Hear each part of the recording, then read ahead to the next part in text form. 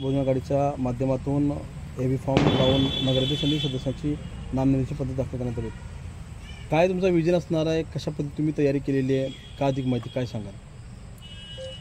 आमचे एकूण 10 नगरसेवक आणि 1 नगराध्यक्ष असे आम्ही अर्ज दाखल केले होते।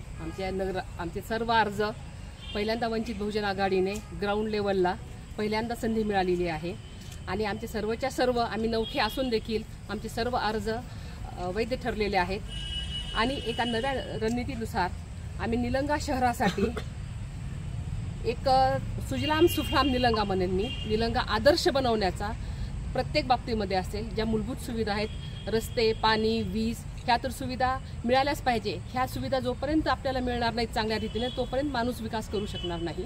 मूलभूत सुविधा देण्याचा तर प्रयत्न असेल। याचबरोबर आरोग्याच्या सुविधा असतील, महिलांसाठी सुविधा असतील, परत विद्यार्थ्यांसाठी जे काही सुविधा लागणार आहेत त्या वंचित बहुजन आघाडी इथं देण्याचा प्रयत्न करणार आहे। आणि पूर्वीची वंचित बहुजन आघाडी बाळासाहेबांचं जे स्वप्न आहे की बहुजनांच्या लेकरांना राज्यामध्ये शिक्षणाला कुठलीही फीस लागली नाही पाहिजे, KG to PG पर्यंत शिक्षण मोफत देण्याचा प्रयत्न आम्ही निलंग्यामध्ये करणार आहोत। मला सांगितलं आम्ही पूर्ण ह्या पलीकडे तुमचं विजन काय असणार?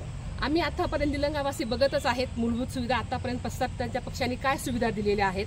तर वंचित बहुजन आघाडीला एकदा निलंगावासी संधी देतील अशी मी अपेक्षा बाळगते। मूलभूत सुविधा तर देणार म्हणून तिथंच आपल्याला भुलून टाकून ठेवलेलं आहे, पण एकदा ही संधी देऊन निलंग्याला एक नवीन दृष्टिकोन देण्याचा प्रयत्न इथं वंचित बहुजन आघाडी करणार आहे।